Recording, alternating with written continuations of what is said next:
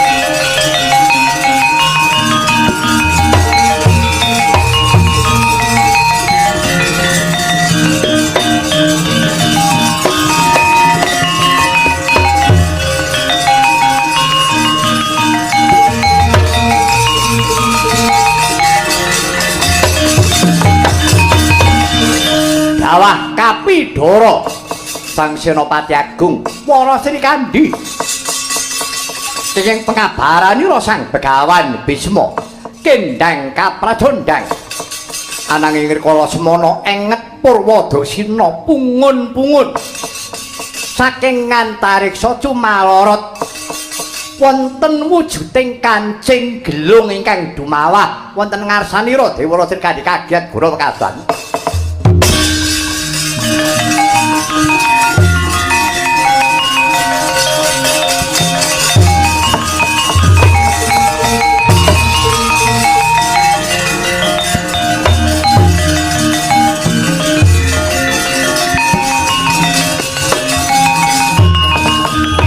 Anggar Jita jroning penggalih kusumaning ayu Dewara Sri Kandi rikala semana wonten kancing gelung ingkang dumawah wonten ing antariksa sigra jinandhak kelawan Dewara Sri Kandi kauncalaken dumawah wonten ngarsanira Sang Begawan Bisma kagiat ora wekasan.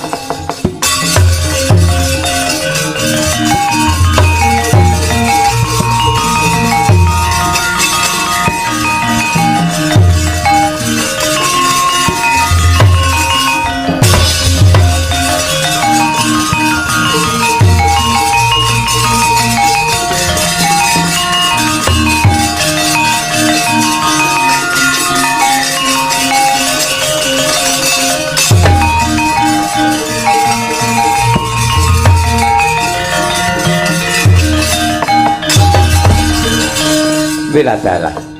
Iki dudu gaman. Nibake wae kok kadung tekse ora tekan nggone. Kok wujude kok nyolowadi temen. Apa iki?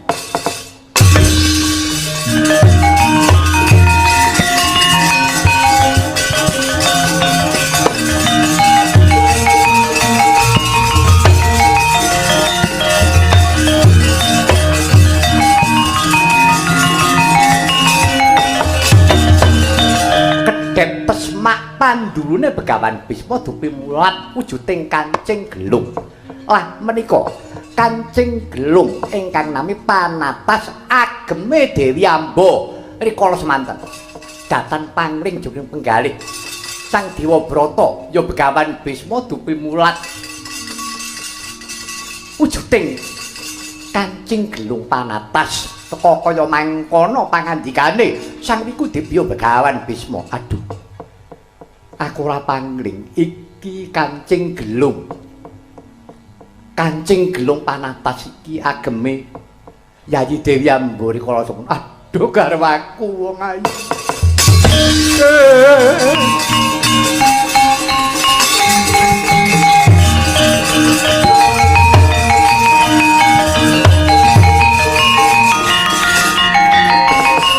Oh, garwaku wong ayu Amba, Dewi Amba. Bareng aku weruh wujuding Kancing Gelung ing rikala semana nggo Kancing Gelungmu kang aran Panatas. Saknalika kaya kedodok rasane atiku. Mbok menawa wis temeka kala mangsane. Amba wis kowe aja nglelaga rasane atiku wong ayu. Dasare aku ya tresna tenan karo kowe wong ayu. Iki mung tak nggo sarana aku ngrampungake jejibaning uripku aja nganti aku iki digeguyu dening wong akeh. Ambo wis pun Kakang nglenggono marang kaluputan. Kok menawa iki wis tumeka pestine aku kawan kowe bisa ketemu. Aja nganti kesuwen enggal tamakno pusakamu kuwi Sri Kandi.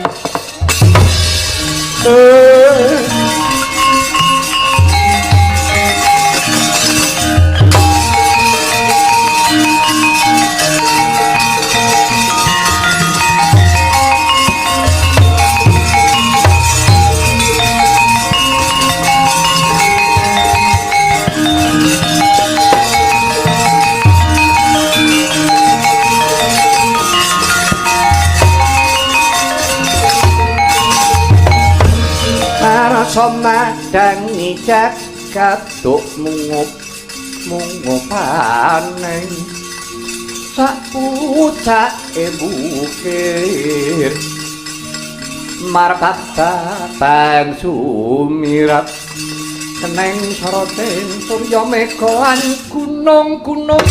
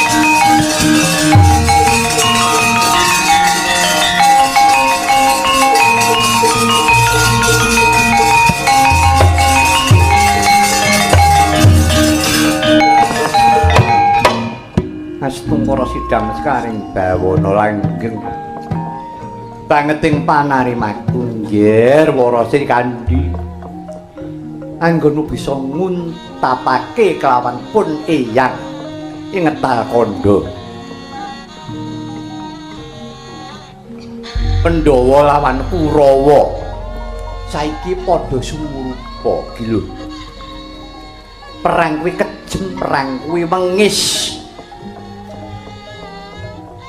ora ngemungake mung para senopati kang gugur ana madyaning palagan nanging para kawula cilik sing ora ngerti kenthang kimpule sing ora ngerti marang dodok seleng kaluputan ewadene melu kesempyok ing ngaradan kawengisaning perang Duryudana wonten dawuh ya ngerti kuwi inggih ngertos Kanjeng Hyang wangka-wangkotmu kang kaya mengkono mau nuduhake yen to pancen atos atimu ya muga-muga dewa paring pepeling Surasudira jayane kanang rasmuh bratulah tekaping Darmastuti wis aja padha mbutangisi bab perkara guguring pun kaki aku bisa nemtokake bab perkara patiku kapan yen punis kabeh padha sumingkira kabeh wae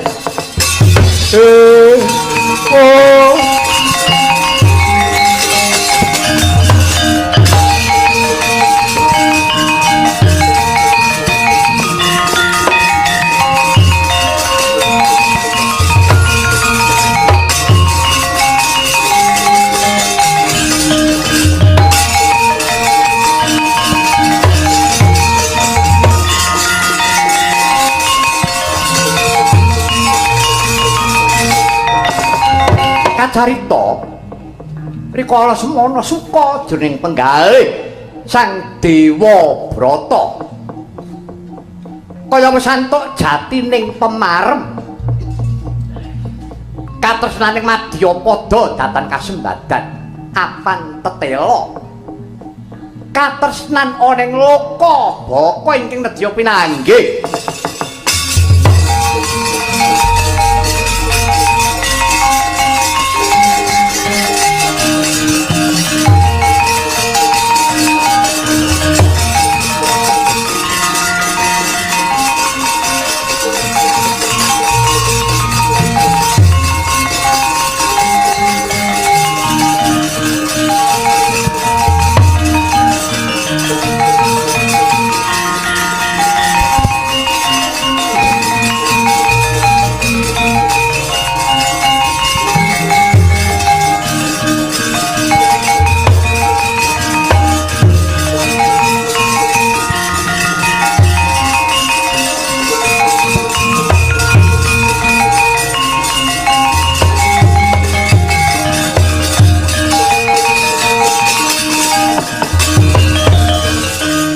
kaya santuk jatining pemarem nenggih Sang Dewa Brata Jumawana Dewi Amba renteng-renteng ora runtungan